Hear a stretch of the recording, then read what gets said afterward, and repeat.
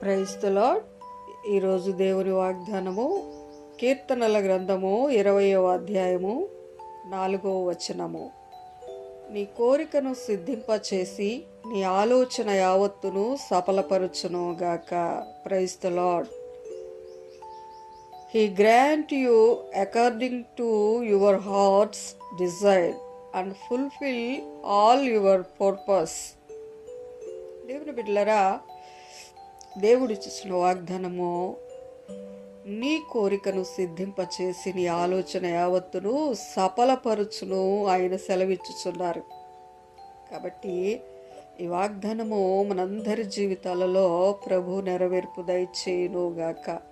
మనందరి జీవితములలో ఈ వాగ్దానము స్థిరపరచబడునుగాక. Praise the lord. పరిశుద్ధుడు అయిన తండ్రి, ఈ వాగ్దానమును తండ్రి నీ పాదముల చెంత ఉంచి మేము ప్రార్థించుచున్నాం ప్రభువా. మందరి జీవితాలలో ఈ వాగ్దానము నెరవేర్పులోకి మీరు తీసుకురమ్మని ప్రార్థన చేస్తున్నాము. వింటున్నా చూచుచున్న ప్రతి ఒక్కరిని కూడా మీరు దర్శించండి. ప్రతి వారి అవసరతల అక్రతలు కూడా మీరు తీర్చమని ప్రార్థన చేస్తున్నామయ్యా.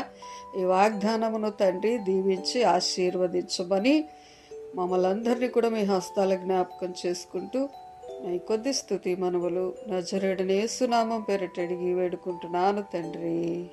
ఆమేన్.